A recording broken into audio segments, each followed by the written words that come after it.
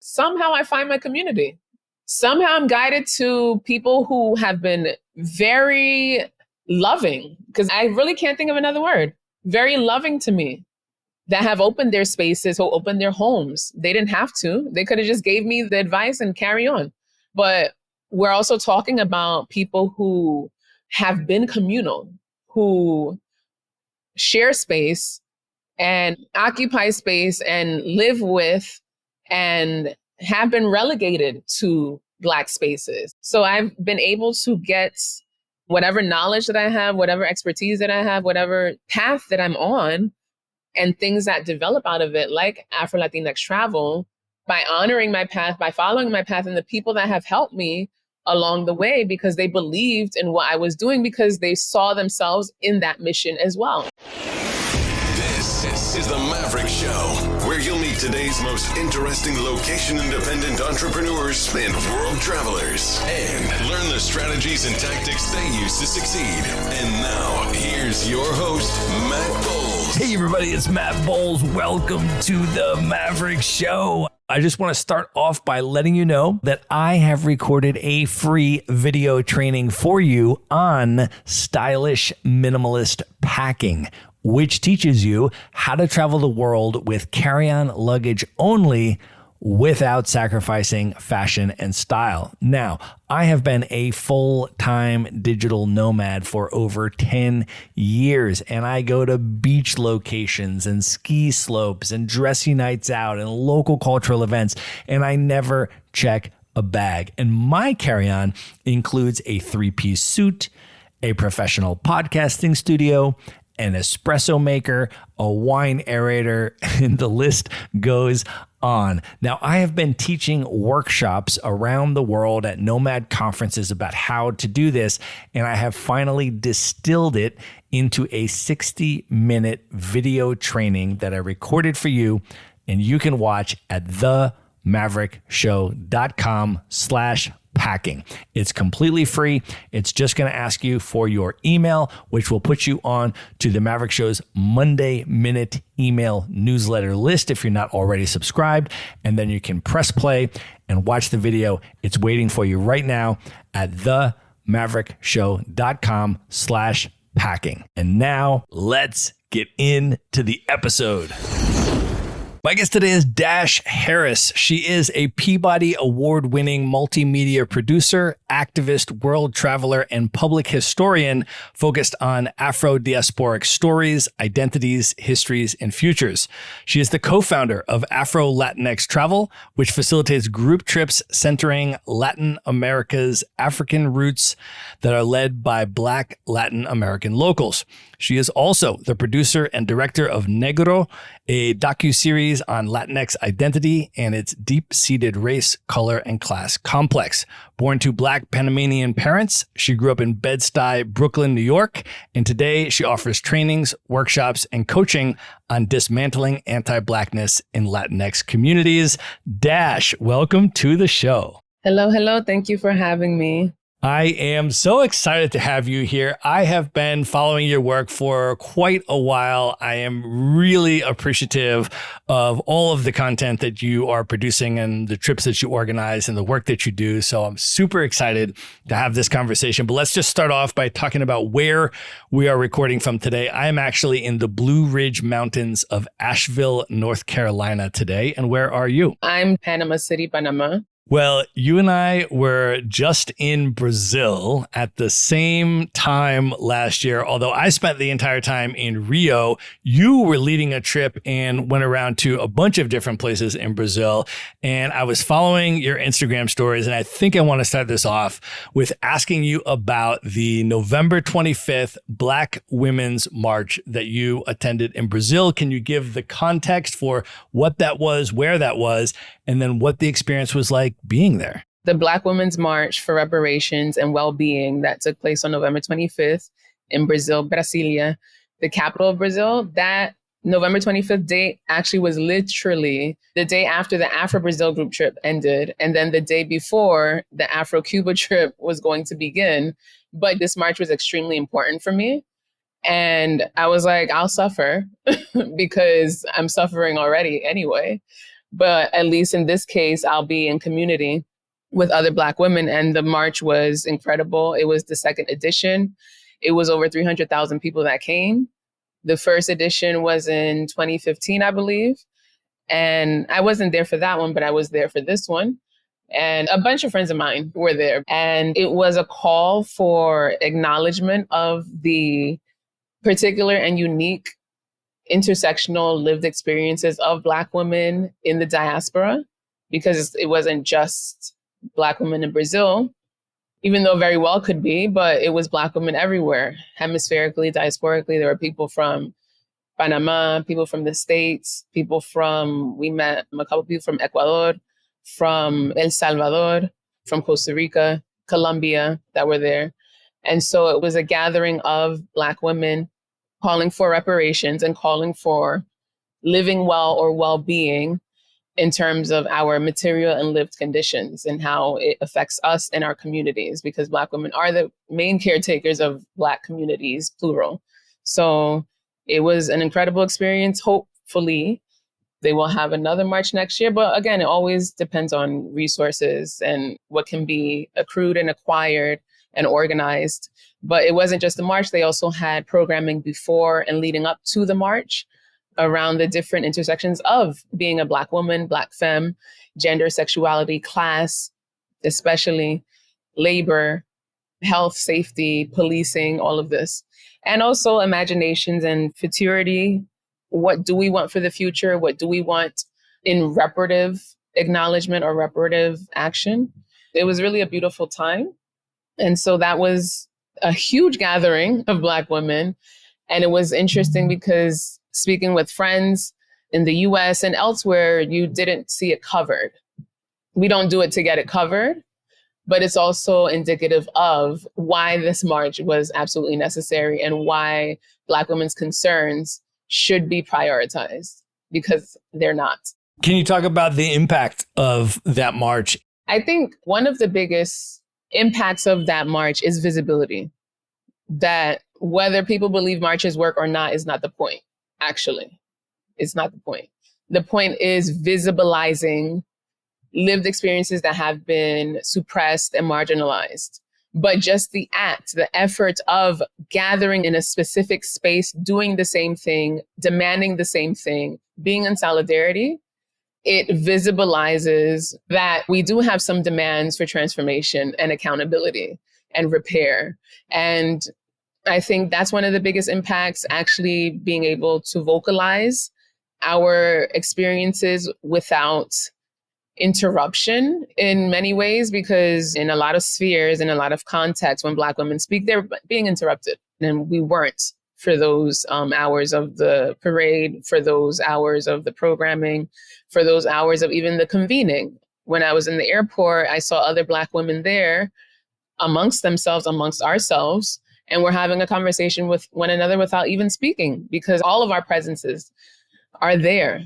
For me, I already knew the vibes were going to be immaculate. I already knew that. But being in a space with thousands of Black women, it was total love and care. Everything was just flowing. Everything was with ease. And even if it wasn't, it was solutions being presented and actions being taken, period. It was just beautiful to speak to other women. The majority of the women that I came across were Brazilian who spoke Portuguese. I don't speak Portuguese. I understand a great deal.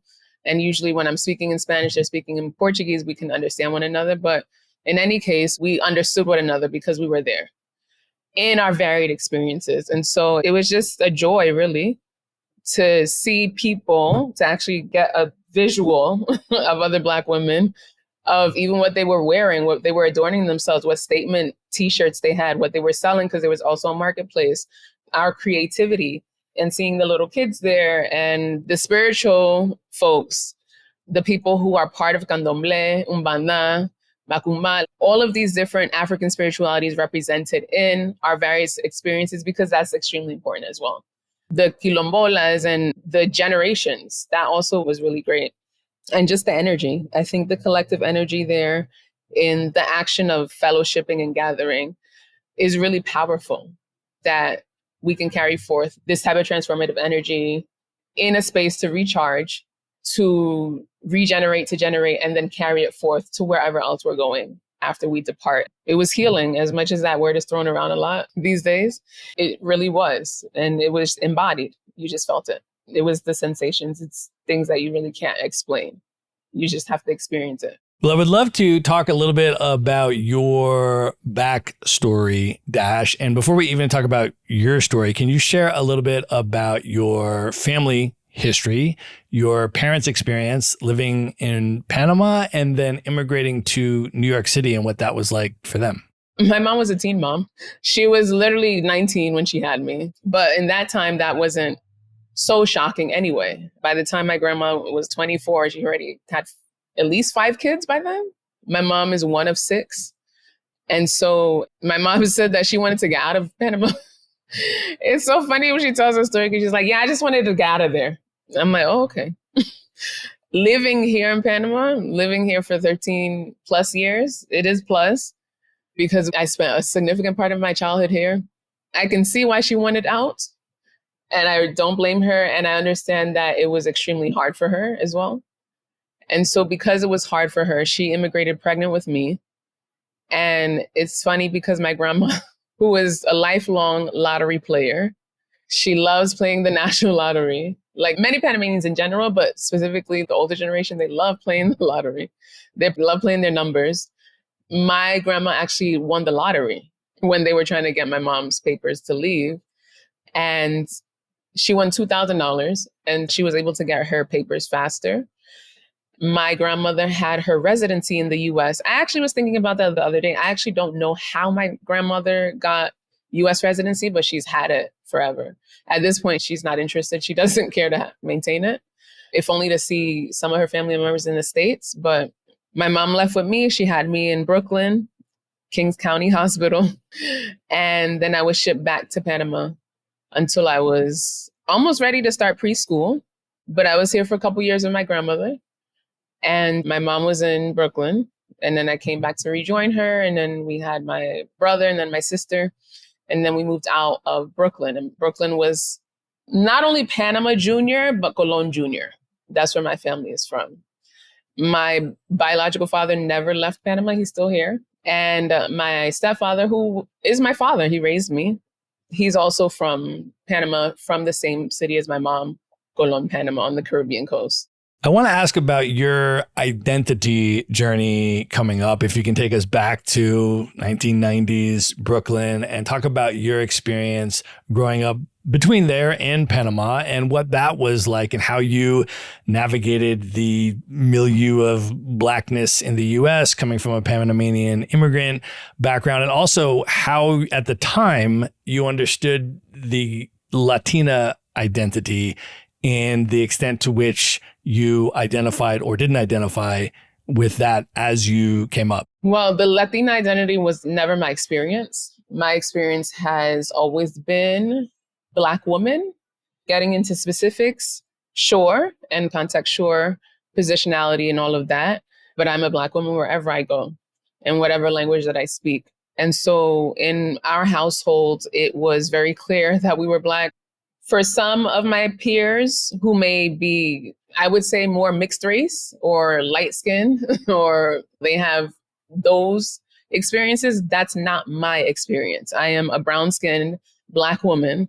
And so that is identifiable everywhere I go. And that's how people will treat me. And so my parents, both of my parents actually said that when they left Panama, and my stepfather was also young as well, when he immigrated to the States in his 20s, they were very clear they were Black in Panama and they're Black in the States and they're Black everywhere. And so they said when they actually came to the US gave them a language to name what they had always felt in Panama, which was anti-Blackness. And I think even more so, anti-Blackness is now becoming more popular in its usage. And more people are coming to understand it. But racism, colorism was what my parents were talking about. And in essence, anti-Blackness without saying anti-Blackness. They just told me stories of how their racialized experiences were always marginalized or just not centered. And things that they felt were dehumanizing that were normal in Panama no one was talking about it. And so they said that there was a conversation or conversations happening in the US that they said, hey, that's also my experience. And so my mother was extremely intentional in how she raised us. We were living in Bed-Stuy, Brooklyn, when Brooklyn was Brooklyn, where Brooklyn was Caribbean. It's still Caribbean Brooklyn. It's very much still is, or Little Caribbean. Brooklyn was Colon Jr., like I mentioned. You had the Panamanian Day parades, you had the Black Panamanian businesses all along Franklin, so much so that recently they wanted to name Franklin Panama Way, and they're having efforts around that because Black Panamanians, I would say, made this particular section of Brooklyn. I didn't have any type of identity crises, luckily, fortunately. Positionality. Blackness is not confused. We know our positionality. We know what racial capital is. We know when other people wield racial capital. And so we knew our positioning in the world. And I think that was one of the most important tools that my parents, particularly my mother, gave me. The things that she did not like in Panama, she corrected it in our house. Whether it was racial, whether it was even aesthetics, because there's this Caribbean practice of always commenting on people's weight and appearance. And she also stopped that in our house because she's like, that's just rude. Why would you comment on someone's weight? Whatever you say about their weight, they know. You don't have to comment on it. And so these were just her own political formations that she employed in our household. And so she was the dissenter, the different one in her family. And then I pushed it even further. She gave me that type of enthusiasm and fervor for being able to stand on your feet and be strong in what you know, even when others are denying it, even when others are trying to tell you to be quiet. She actually gave me those foundations. And probably at this point, maybe she regrets it a little bit because she's like, I didn't say to use it on me, but that's just what it is. That was the path that brought us here. But in terms of identity, as far as identity formation in Black Brooklyn, it was Black Brooklyn. It was Black Caribbean. At that time, it was Biggie. It was for me, more so Lil' Kim. That was who I was more so interested in. Brooklyn in that time, you also had Puerto Rican folks as well, Caribbean. And so I was being affirmed in all of the spaces that I was in, majority of the spaces that I traversed in Brooklyn, physically, media-wise, even during that time. I would say that I had a positive childhood in general.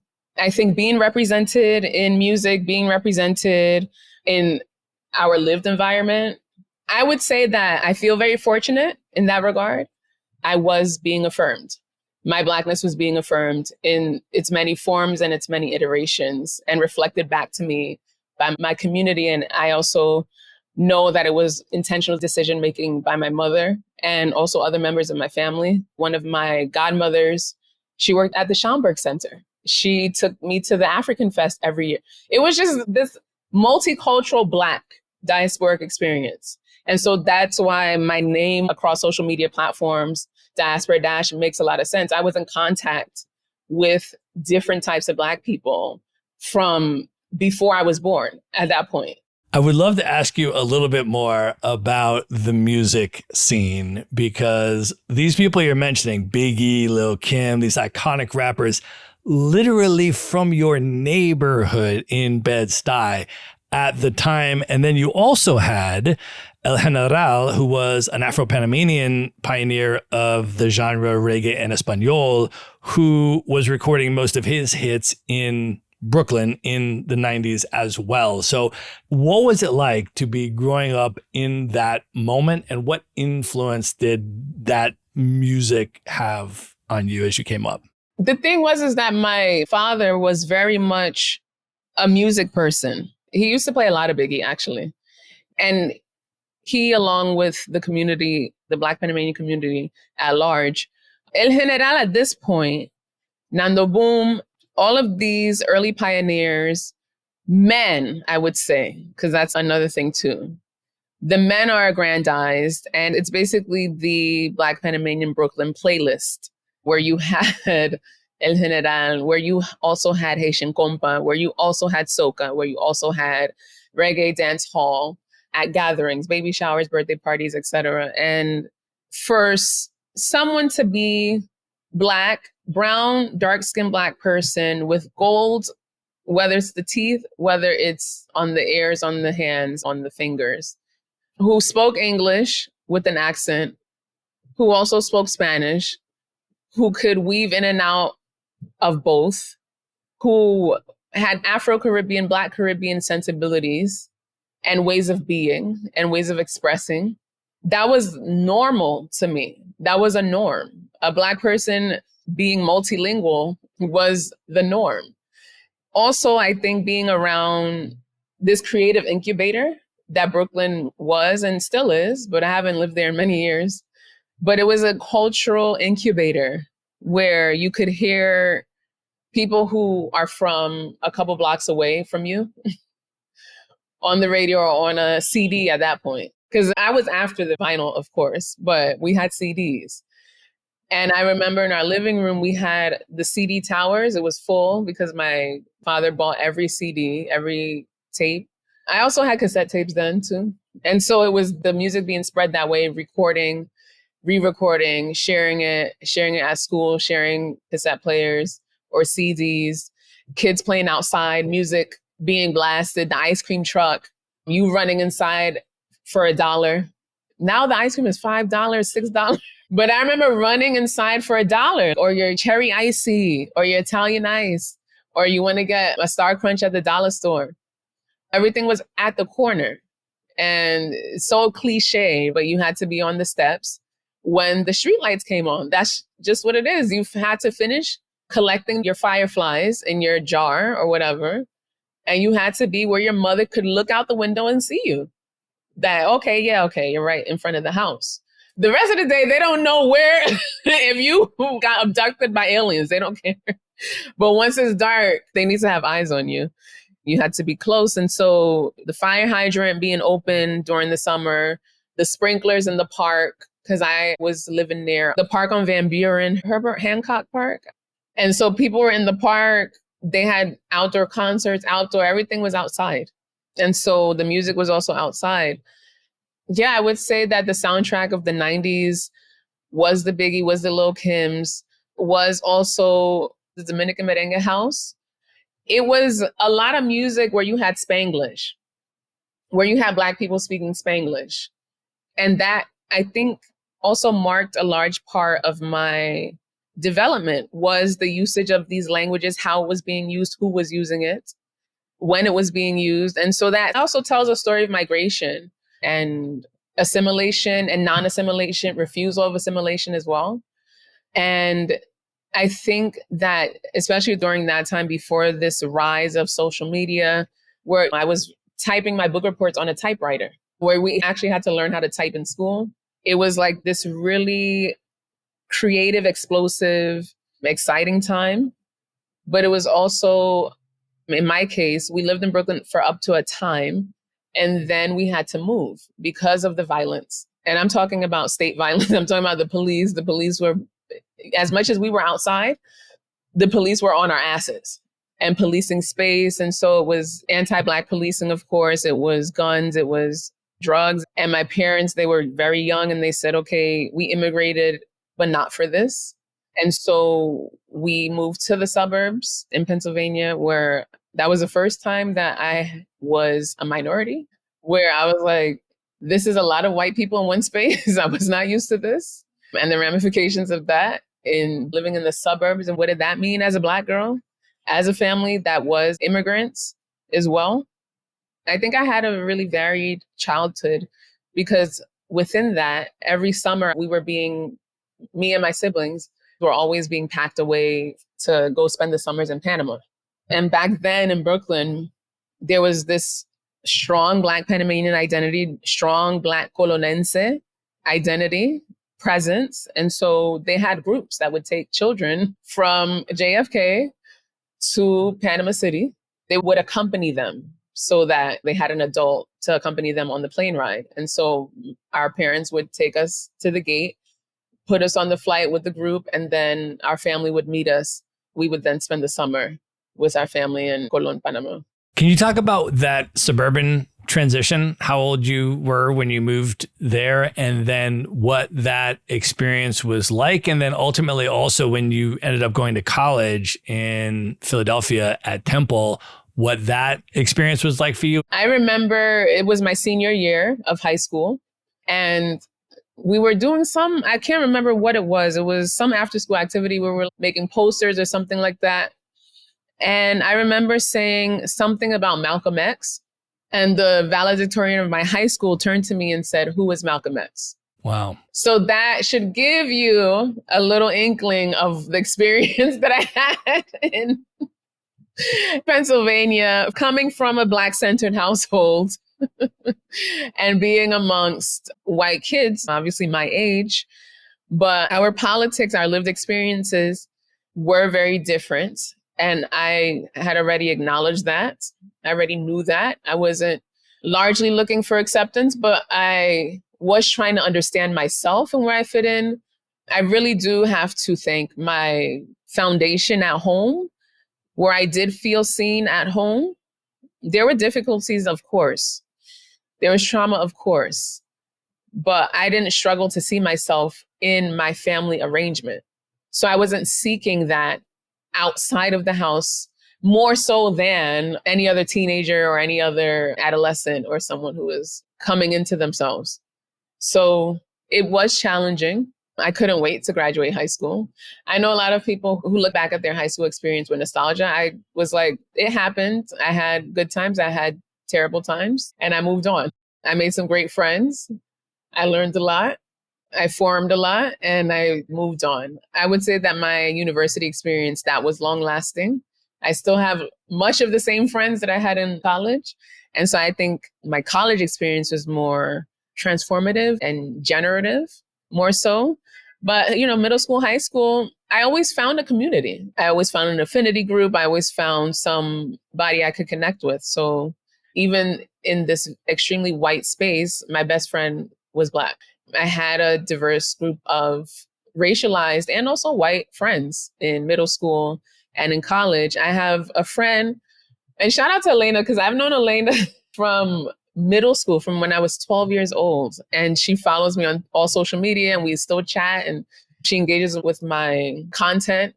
But I found my peoples, and my parents also made their connections. There was another family who the mother was Black Panamanian from Colón. And so we just made our way. We were able to arrange our community in these very whitened spaces. And we would go to one another's houses. People had birthday parties. And so we built our own kinship networks wherever we were, wherever we are.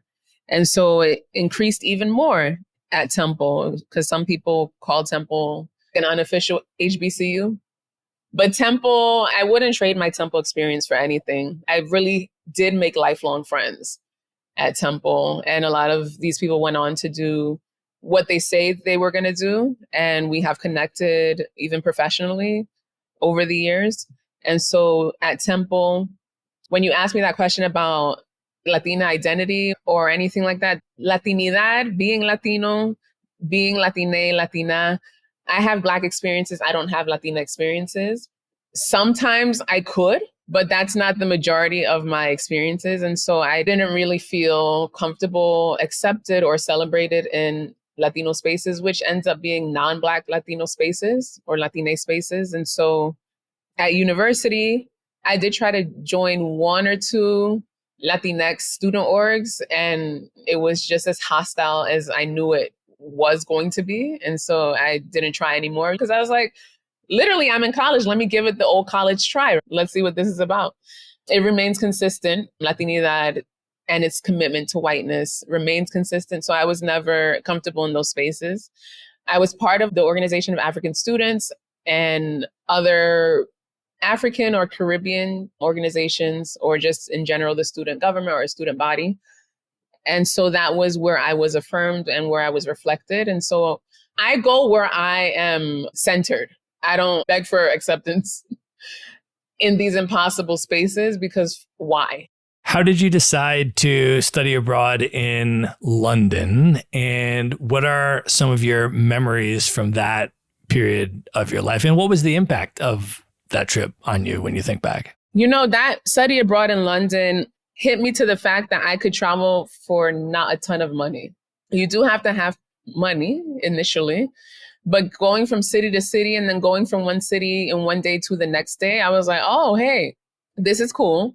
But again, we had that experience growing up that we were shipped off to Panama. My father still commuted to New York, even when we lived in Pennsylvania. So we were always, in a way, mobile. We were mobilized at all times. And we used to take vacations every year in our family. One random year, we went to the Grand Canyon because my brother did a school project about it and wanted to see it. So my parents were like, let's go. I even got that kind of spontaneous spirit from my parents, or curiosity, I would say. And so being in Europe, it was interesting to be on my own in a foreign country without family members, without people that I knew, because I didn't know anyone in that program, but also making friends, also seeing how people traveled and seeing their biases and their fears and how they navigate the world. That was really eye-opening and revealing. Being able to just be, in a way, very freeing. Because I remember with one particular event where we had a week off and everyone was going to Italy because we were in London. Everyone was going to Italy for this week off. And I really wanted to go to Florence because they did a season of MTV in Florence. And I was like, this city is beautiful. I want to see it. I wanted to see that. And I also wanted to see Prague because I saw it in a music video. Nobody in the group wanted to go to Florence or Prague. I'm like, I'm going to go by myself then. And that's what I did. I think just the freedom of mobility, that was intoxicating. And being able to see the places and be able to bear witness of things that you read, being able to verify if things that you read were actually true, being to see things that you didn't read about and that you can experience and recount and retell. Now that you bring it up, that was actually really impactful. I think that was the turning point in my experiences around travel and my ideas around travel, because I don't think it's a big deal to want to go somewhere for a week or even 3 months. And it also speaks to a certain privilege. Absolutely. Absolutely, positively, without a doubt. But if it's within my reach, then why shouldn't I do it? Why shouldn't I go? Why shouldn't I experience? Why shouldn't I speak to people? That's the other thing, speaking to people that live in these different places about their experiences and their lives and what they do. And so, yeah, I think that really kickstarted my enjoyment of moving through different spaces when I wanted to. Well, I know you studied broadcast journalism in college and would love to trace a little bit of your professional trajectory. I just watched Negro, your docu-series on Latinx identity that was released back in 2010, which was excellent, by the way. I want to link it up in the show notes and encourage people to watch it. But can you share the background and origins and inspirations for that project? When did you first get the idea? And what was the goal and vision as you set out and initially conceived of it? I started that in 2009. I was in Rio. I went for Carnival. I went with my best friend. And we were in the street, hanging out, having fun. And this Black Brazilian man started engaging us in a conversation about race. And we were like, huh? Because we're like, in the revelry. And we were like, okay, sure. And so we were chatting with him. And I remember I had a small Sony camera that I used to take everywhere with me because I worked in journalism and I just had it. I was like, just in case. And also to take pictures. At that time, it wasn't the camera phone. You had to have your own separate camera. And it was small and it was cute and it was red. And I think I bought it with my first paycheck or amongst one of my first paychecks when I started working in news media after I graduated. So I took that little camera everywhere. And so this man was saying how he was very proud that Obama was the president of the US because he had never seen a Black man in that position. Now, Brazil did have an Afro-Brazilian president, but that was a very, very long time ago, not in our lifetime. And so he was saying that he didn't think that Brazil would ever have a Black president. And I was curious and I was like, why? And so we were just chatting about that. And I just started recording him. I was like, can I record you? He's like, yeah, sure. He probably doesn't even remember. It was, again, Carnival. But it was intriguing that in the middle of this revelry, in the middle of drunkenness, he felt it was very important for us to have this conversation right now. And it was very important for him to share some of his thoughts to people from the States, from the US, around Obama as president. And so we understand that Obama is largely symbolic representation of empire anyway, but in that context, he was proud to see someone that looked like him in a position of power, essentially. And I started recording him. And I remember the last thing that I asked him, is it bad to be Black in Brazil? And he's like, it's bad to be Black in the world. And that was the first video that I did in the series, the very first video that I edited and that I posted. And I just, in a way, became obsessed. And I think anyone's art practice is an expression of being preoccupied with a particular subject. Because I remember during that period, I was obsessed with I had a full-time job, mind you. I had a full-time job, but I was editing all the time and editing new videos and getting footage and also doing interviews in New York, and then also working enough to take time off to then travel to different places to get interviews. And so that was the first interview. Then the subsequent interviews were from different places that I traveled to that had high populations of Black people, such as Dominican Republic, Colombia, Puerto Rico, Costa Rica. Panama was easy. I was there. And then that interview that I had in Brazil. And so I also then went to Honduras. I went to Peru, and also people in New York, Black Latin Americans in the US as well. I conducted interviews.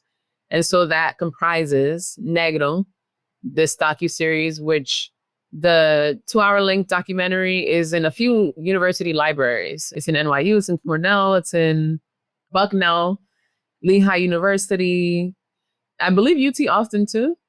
But outside of that, it's also available on ProQuest. I don't know if you use ProQuest, but I certainly use ProQuest in university, especially in the journalism program. You had LexisNexis. We had to use these search tools.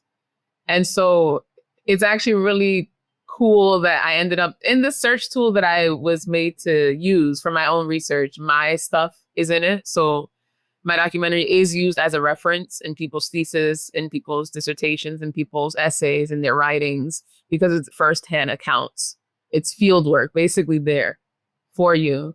And that was one of my main goals, to visibilize people's lives, their struggles, their sufferings even, and also how they're resisting and how they're making and world making and creating, and the complexities of the ideas around Latina people, Latinidad, and how it's being interpreted in the US was really failing at representing the Black folks who are part of this region that we call Latin America, and its diaspora and its migration. The media, the representation, the voices of Latinas, Latinos, Latinas in the US was just sorely lacking in my lived experiences and what I had seen. This idea of brownness as well, that all Latinos are brown, this confusion around how Latinos can be racist. This is still things that people are confused about today. This is 15 years after the documentary, and I'm still talking about the same things. Granted, the public discourse at this point, in a way, has normalized Afro-Latinos, but still people are, to this day, still asking, what is a Black Latino? What is Afro-Latino? What is a white Latino? But again, this was just another contribution to the collective body of work, as we have seen, because Black people have always spoken about our experiences throughout the diaspora. And it's just another way to spread those messages. And so, yeah, my biggest motivation for the documentary series is that I needed to say something. I needed to say something because what y'all are saying, you may be speaking for what y'all are going through, but I'm also going through some stuff. So let's talk about this here. And that's really what it was. I still have that way of thinking because I'm independent and largely self-taught, but self-taught in community because I have referenced it. People have done the work before me. I didn't invent anything, but I am amplifying voices and points of views that have taught me as well, that have given me language, that has guided me in verbalizing and validating my worldviews and what I'm going through. So to this day, I'm always like, well, we have seen media, we have seen dominant narratives say whatever they want. I can say what I want to, and so can this other person, and so can that other person. And we are grounded in that vast body of work because, like I said, the visibility of it, it exists, but it's not being visibilized. Our experiences are racialized, Black experiences, and still to this day, it hasn't sufficiently been visibilized. Dash, can you talk about how that docu-series inspired and laid the foundation for your company, AfroLatinx Travel? That documentary, Negro, a docu-series about Latinx identity, was started in officially 2009, but the documentary came out in 2010. While producing the documentary series, I went to places that had high populations and notable populations of Black people. And as I was going to places like San Basilio de Palenque in Cartagena in Colombia, and other places that had Black communities, notable Black communities, Loíza in Puerto Rico. And I'm trying to get around. I would ask people for directions. How do I get to this particular place? What bus do I take? Where do I catch the bus, etc.? And it was always the same answer and reaction. Why do you want to go there? It's dangerous. And we know that these are dog whistles for it's too Black or it's very Black. Crime was always brought up immediately. And I was always or often rerouted to the more touristic areas that were invested in by the state, which those are okay. And what people would assume that I would want to see as a foreigner in that space. But I was interested in the Black places, right? And so I noticed that pattern. I noticed a speech, a recurring theme in the speech, a recurring anti-Black mood and context in the language. And it was very similar to how people described Colón, where my family is from. I already knew this, or even Brooklyn, or even different places where Black people occupy. And I was like, okay, I know what's going on, right? And I didn't listen to any of them waving me away. I'm like, I have a job to do. I came here for an objective. And it was always these communities that welcomed me, number one, with open arms, places like San Basilio de Palenque. I remember one particular conversation with a mestizo man in Cartagena when I was explaining to him about my trip to San Basilio de Palenque, which at that time, there was very little tourism. Now, I would say it's oversaturated at this point, but he said that it was very dangerous. And I said, really, how? He said, there's a lot of crime there. And I'm like, have you been there? He paused and he was like, yeah. I knew he was lying, but he's like, yeah, I went as a kid. I'm like, what happened to you? And he was like, oh, nothing. I'm like, okay, so how do you know that it's dangerous? And so I would ask these questions again, because that's just how I am. And again, that's why I said maybe my mom regretted it, because I also was questioning her authority, right? But I would always ask these questions. You're going to have to explain why you said that. You're going to have to explain why you believe that, because you said it.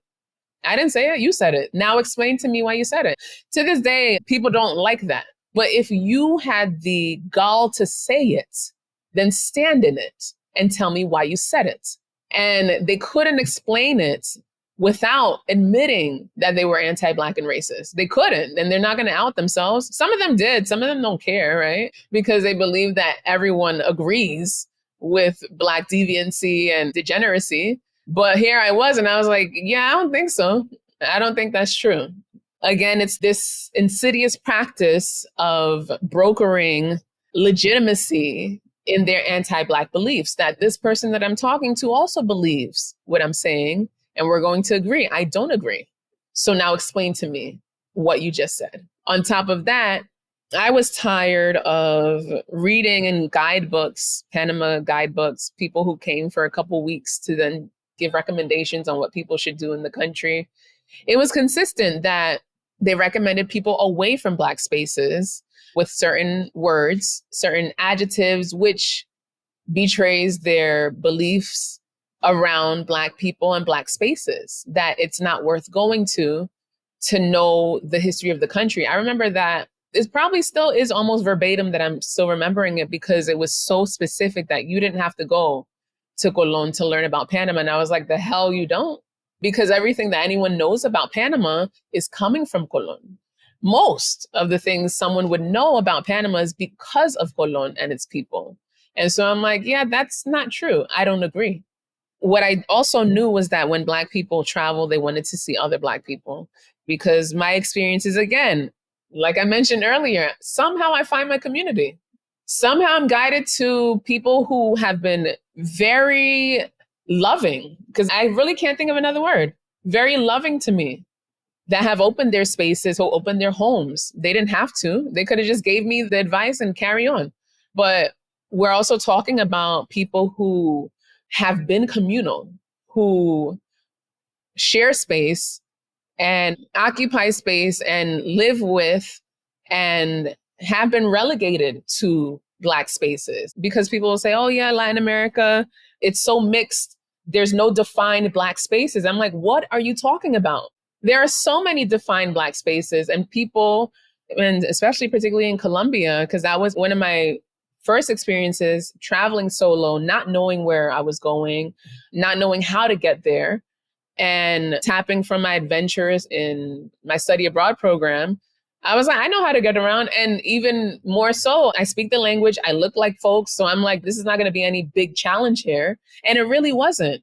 When I asked people for directions, they would be like, oh, just come to my house. I'll personally take you to these places. And it didn't surprise me, because that has always been my experience in Black communities, that majority of it, because nothing is absolute, but majority of my experiences have been people opening their spaces to me and helping me, assisting me actually get to whatever the goal was, whatever the mission was. They wanted to help me with it. And maybe it was that I was a foreigner and they were like, hey, maybe she'll get some of our points of view out to the wider world. Maybe it was, okay, let me help another Black woman. She's another Black woman, part of the global community. Maybe it was that, I don't know. But it was people that just spoke freely with me and then led me to the next person, which led me to the next person, which led me to the next person. And that's been the trajectory of my travels to this day. And I think, again, you just talk to people. You tell them what it is that you're looking for, what you're seeking, your story. And when people resonate with your story, they want to be part of it. They want to involve themselves in it, and they do. And I've just had really beautiful, positive experiences at every step of it. Any hostility that I have experienced came from non-Black people. So I'm not really interested in that. Okay, that's not where my center is. That's not where my North Star is. So I've been able to get whatever knowledge that I have, whatever expertise that I have, whatever path that I'm on, and things that develop out of it, like AfroLatinx Travel, by honoring my path, by following my path, and the people that have helped me along the way, because they believed in what I was doing, because they saw themselves in that mission as well. And so it very much is collective work, is very much solidarity, is very much also being open to people's life stories and their experiences and their references as well, because we design the tours based on the people that we do the tours with. It's not this kind of consumer-based model. And we actually reject that. We don't even accept everyone that wants to go on the trips, the AfroLatinx travel trips. Not everyone is accepted, because not everyone may have the capacity, the humanity to be in community with the communities that we work with. And that's just the truth. And so, again, these are very intimate spaces, but I was invited into these intimate spaces, and I wanted to facilitate a wider understanding of how Black people live, our shared historiographies, our shared experiences, and what that means in the present. One of my clients said that she's been on multiple trips, and many people go on multiple trips with me because of the intentionality behind it. It's also the curation, and what one of our participants said, Eva, on what Black people owe to one another collectively.